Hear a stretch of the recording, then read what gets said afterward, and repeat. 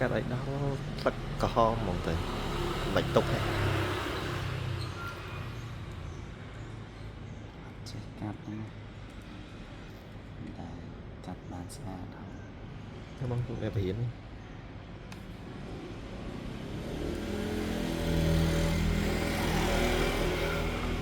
អាទុកអាជីខ្មៅហ្នឹងមានគង់តែស៊ីចូលក្នុងទៀតណានោះកាត់ដល់នោះគឺលំបូស្មើ លបួចាស់ លំបូវាមិននេះ ចឹងខំកាត់ទៅអីមកទុកខ្មៅ កាត់អាហ្នឹងឲ្យវាងាក់អស់ទាំងហ្នឹង កាត់ឲ្យដល់ស្លឹកបៃតងចឹងអី តែ